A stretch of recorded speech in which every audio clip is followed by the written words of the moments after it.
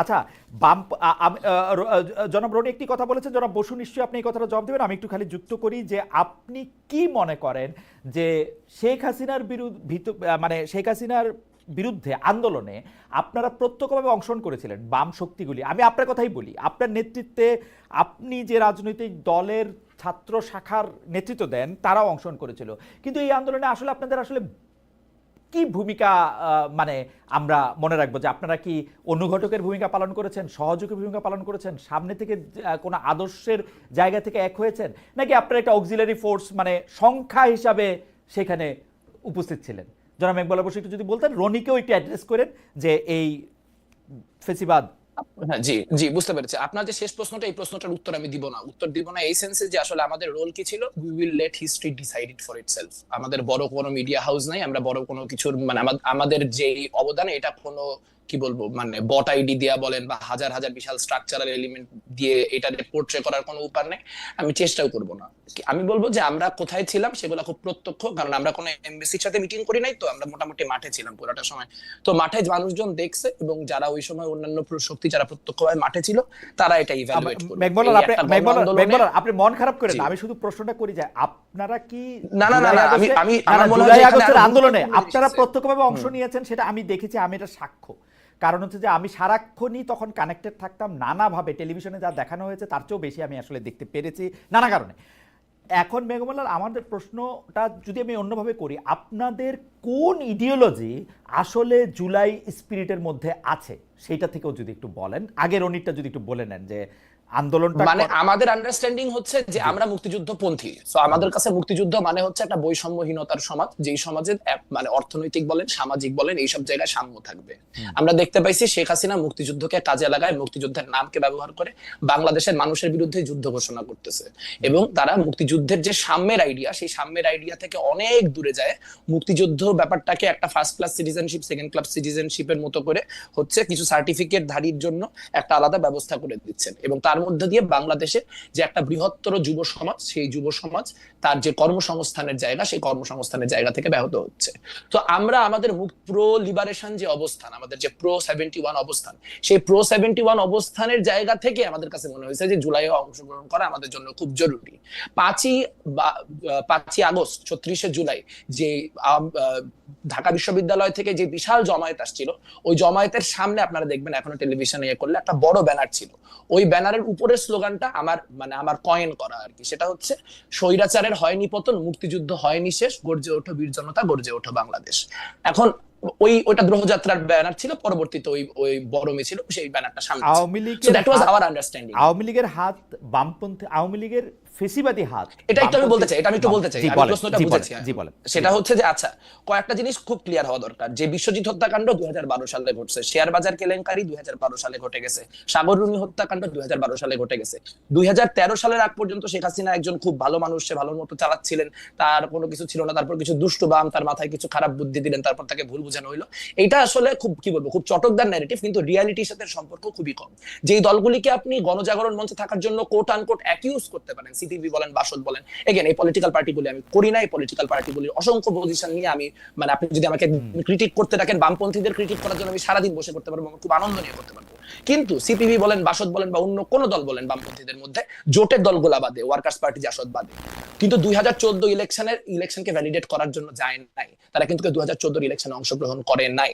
তার মানে কথাটা হচ্ছে যে যেহেতু ঘাতক দালালদের ব্যাপারে একটা সেন্টিমেন্ট বাংলাদেশের রাজনীতিতে অনেক দিন ধরে ছিল, এবং যেহেতু বামপন্থীরা কখনোই মানে এই জামাতি শক্তিগুলির সাথে কোনো জায়গায় ঐক্যমত্য হয় নাই, বা তারা কখনোই হাতে হাত ধরে থাকে নাই, ফলে জামাত বিরোধী রাজনীতির ক্ষেত্রে বামপন্থীদের একটা আলাদা লেজিটিমেসির জায়গা আছে।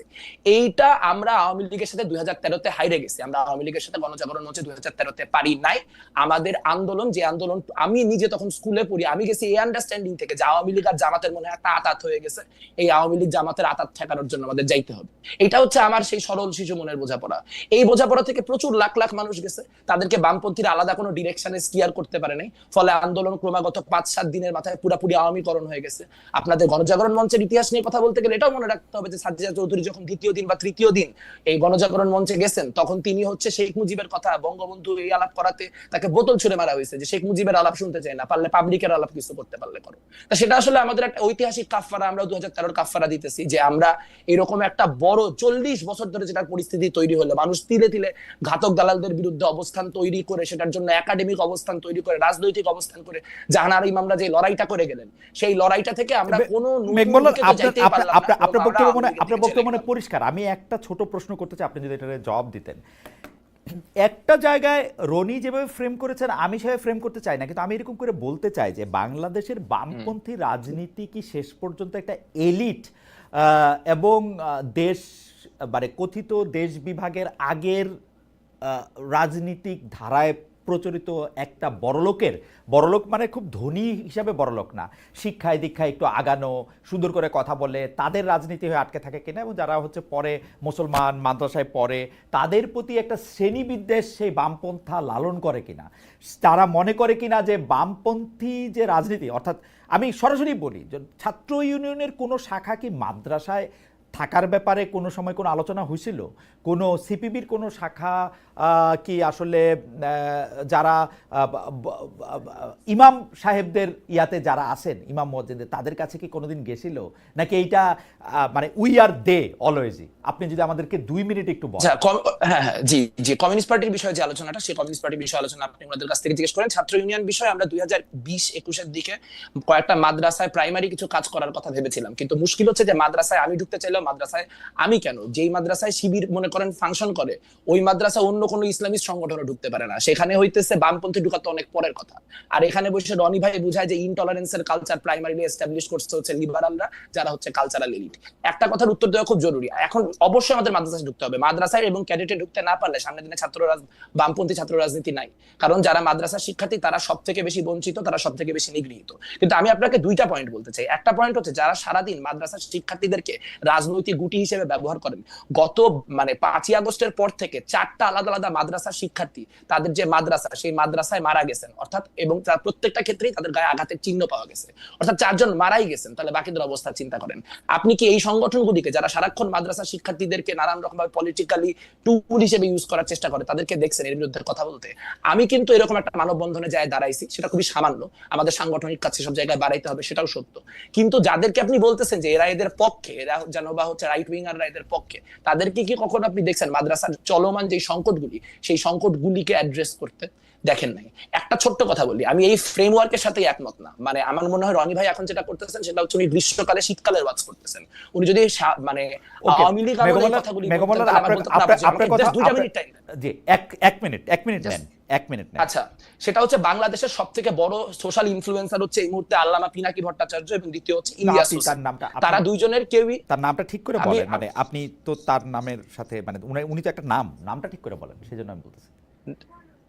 ঠিক আছে, আপনি জানেনই, আমি তো মানে এটা আরেকবার করার তো দরকার নাই। আচ্ছা ঠিক আছে, জানলাম কিন্তু পিনাকি ভট্টাচার্য এবং ইলিয়াস মানে হোসেন। মানে আচ্ছা ঠিক আছে, ওকে পিনাকি ভট্টাচার্য এবং ইলিয়াস হোসেন, আচ্ছা ফাইন। বাংলাদেশে গত 11 মাসে ঠিক কি কি হয়েছে? আপনি যখন বলতেছেন যে বাংলাদেশের প্রধান কালচারাল প্যারাডাইম হচ্ছে আপনার এই মানে লেফট লিবারাল আইডিওলজিক্যাল জায়গা, গত 11 মাসে কতগুলা জায়গায় লালনের গান বন্ধ করা হয়েছে, গত 11 মাসে কতগুলি জায়গায় মাজার ভাঙা হয়েছে, গত 11 মাসে কতগুলি জায়গায় মব জাস্টিস তৈরি করে নানান রকম অবস্থান তৈরি করে মানুষের পোশাক নিয়ে মানুষকে পুলিশ করা হয়েছে।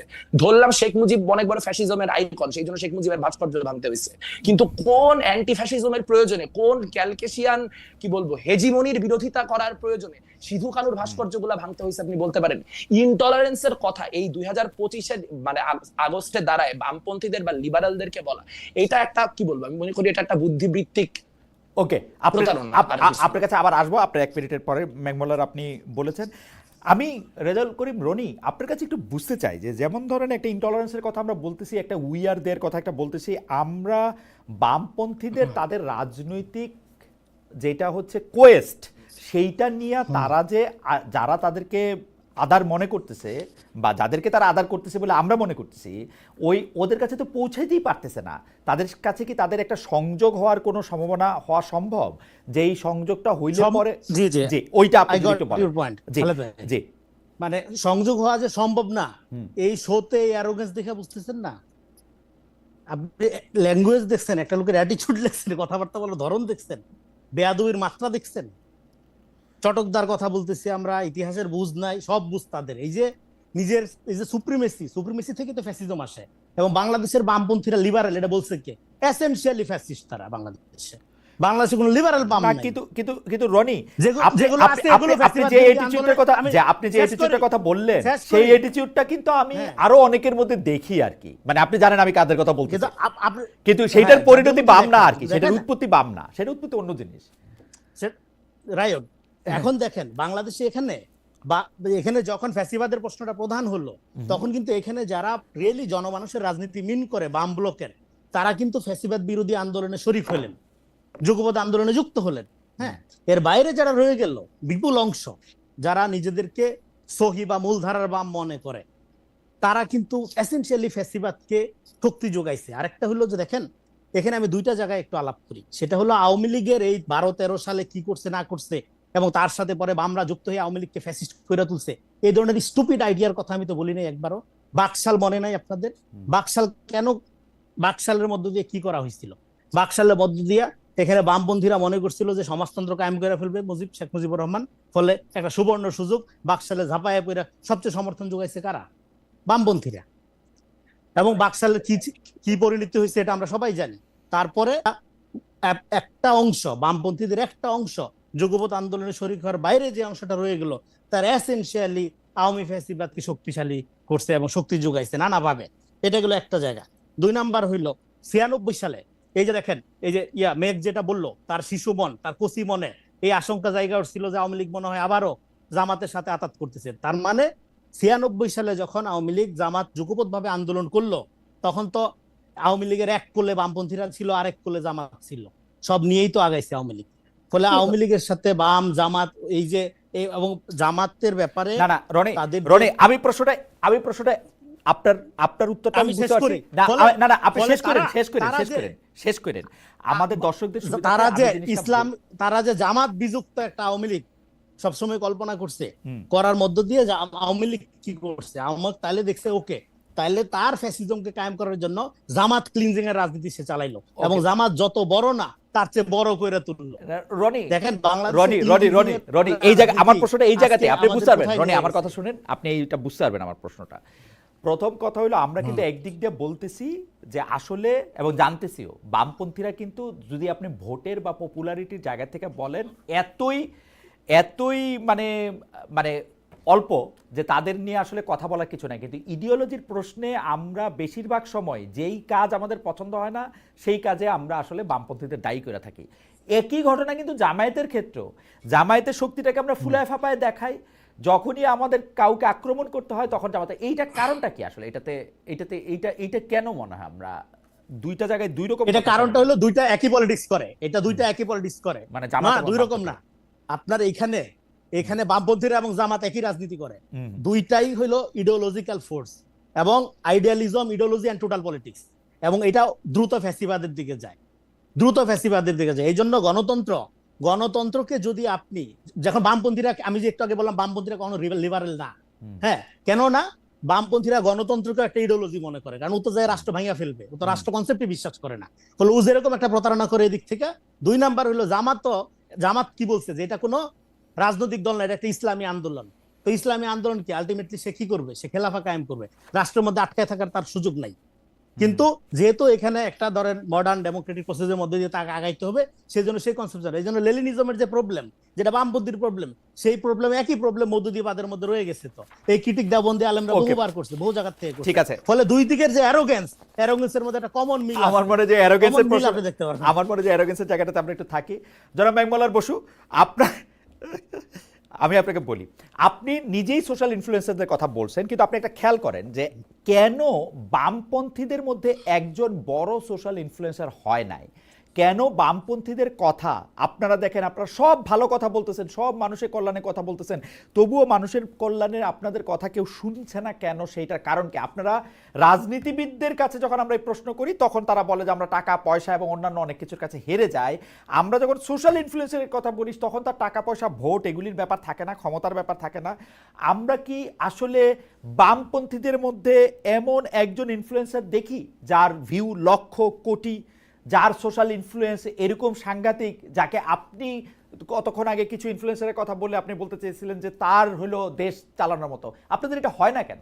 এখন প্রশ্ন হচ্ছে রনি আপনাদের বলছে যে এটা হয় না কারণ হচ্ছে আপনার অ্যারোগেন্স, আপনি এটার সাথে বা আপনারা লিবারেল না, ওই জায়গা থেকে যদি আপনি কথাটা ধরেন। আমি রনি ভাইকে চিনি হচ্ছে উনি আর একটা বক্তব্য শুনছিলাম, খুব ভালো লাগছিল আমার, ফরাদ মাজার, তারপর হচ্ছে আমাদের সলিমুল্লাহ খান, ওনাদের নিয়ে।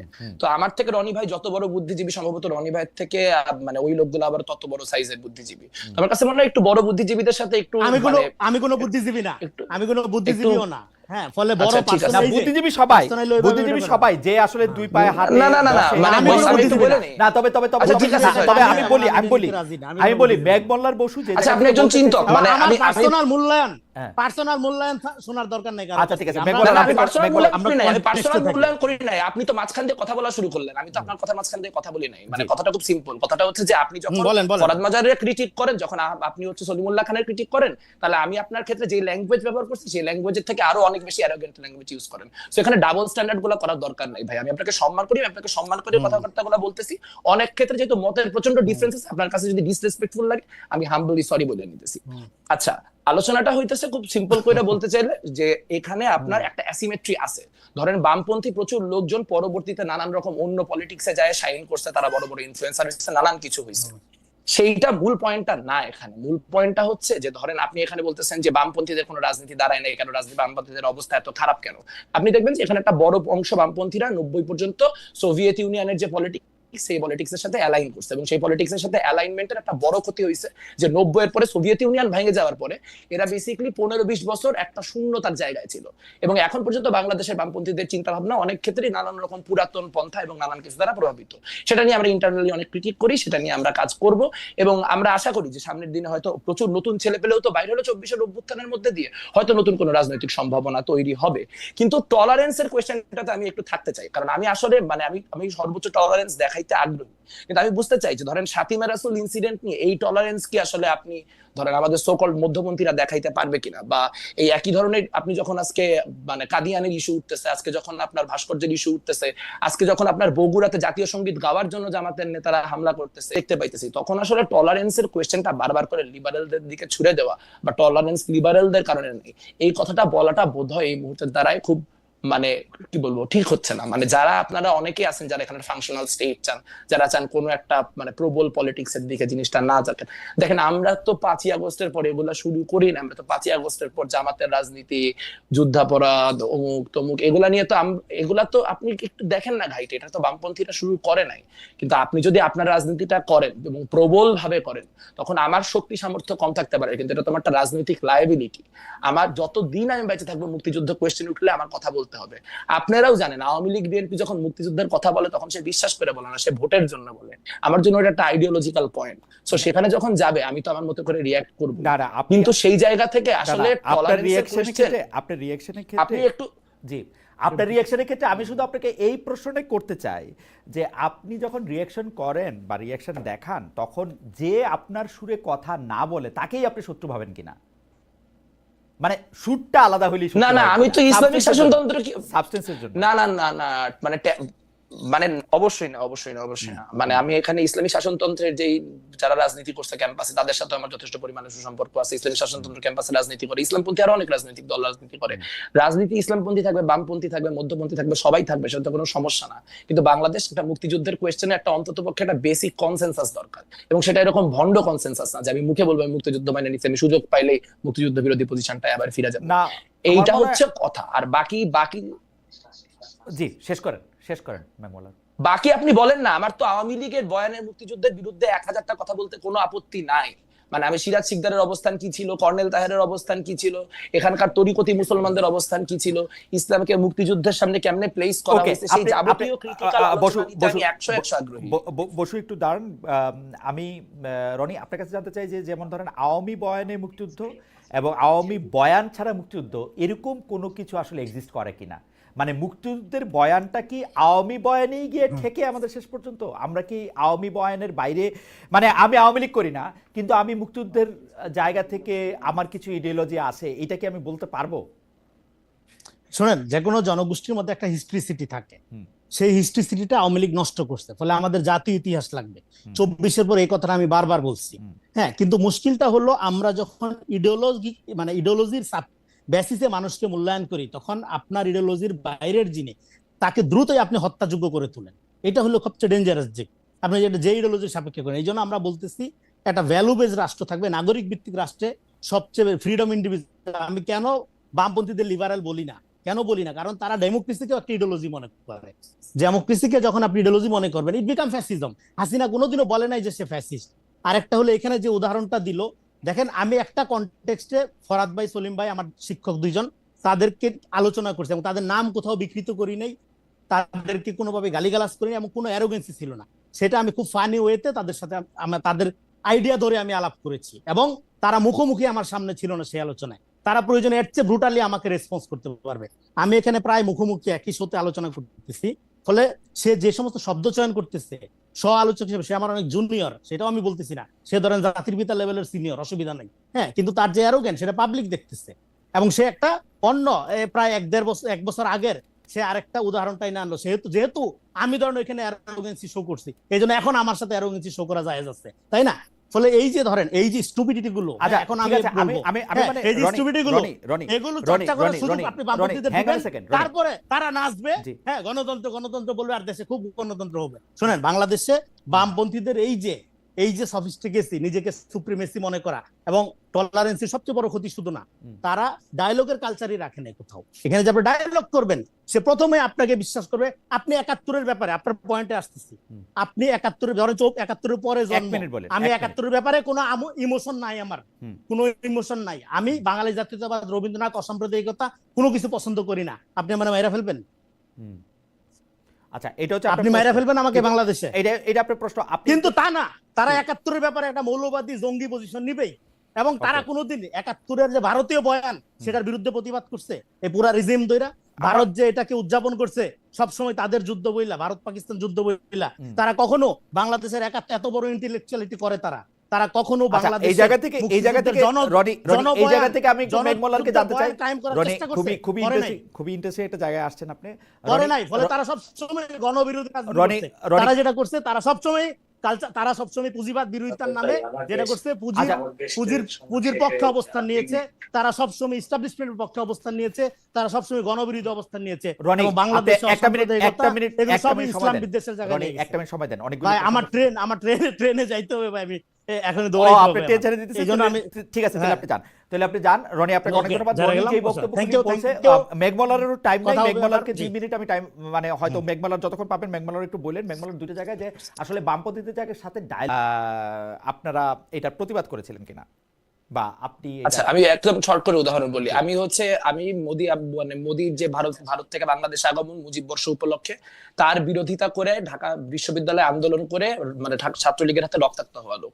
সো বেসিক ইনফরমেশন মানে একটু যাই না কথা বলতে হবে সহ আলোচকদের। দ্বিতীয়ত হচ্ছে খুবই গুরুত্বপূর্ণ যে এখানে গত বছর যখন এই গোটা আন্দোলন হচ্ছে, তার ঠিক 10 থেকে 15 দিন আগে আমরা ঢাকা বিশ্ববিদ্যালয়ে একটা বিশাল ওয়াল টু ওয়াল চিকা মারছিলাম মাওলানা ভাসানীর, যেখানে লেখা যে পিন্ডির জিনজির ছিন্ন করেছে দিল্লির গোলামি করার জন্য নয়। সো আমরা আমাদের জায়গা থেকে মুক্তিযুদ্ধের যে ভারতীয় বয়ান, সেই ভারতীয় বয়ানকে সবসময় চ্যালেঞ্জ করতেছি। এখন মেইন স্ট্রিম মিডিয়া কখন এটা দেখবে আর কখন এটা দেখবে না, সেটা তো ভাই আমাদের উপর নির্ভর করে না। আপনি যদি তখন আমার উপর ওই লেন্সটা ফেলতেন তাহলে দেখতে পাইতেন, তখন ফেলা হয় নাই, দেখে দেখা যায় নাই। আর একটা কথা বলা খুব ইন্টারেস্টিং, খুব গুরুত্বপূর্ণ। দেখেন, এখানে একজন লোক এতগুলা টলারেন্সের কথা বলে তার সহ আলোচকরা স্টুপিড বলে চলে গেল এবং এটাই এস্টাবলিশ করলো যে এই ঘটনার মধ্যে দিয়ে আমি অ্যারোগেন্ট এবং সে অ্যারোগেন্ট না। এবং আমি যখন তারে সরি বললাম, তারপরও সে আমারে গালাগালি করলো এবং এর মধ্যে দিয়ে এস্টাবলিশ হলো যে বাংলাদেশে ডানপন্থীরা আসলে বামপন্থীদের অ্যারোগেন্সের কারণে হচ্ছে কোন রকম কনভারসেশন করতে পারতেছে না। আমি আপনার দর্শককেই বলবো যে আপনার দর্শকই জাজ হোক এবং বলুক যে আজকে যে গোটা কনভারসেশন এই কনভারসেশনে ইনটলারেন্সের জায়গাটা কার কারণে, জায়গা থেকে না। মেঘমল্লার, আপনার কাছে কি মনে হয়, আপনি কি এই ডায়ালগটা করার ব্যাপারে যথেষ্ট উৎসাহী বা যথেষ্ট পরিকল্পনা করতেছেন?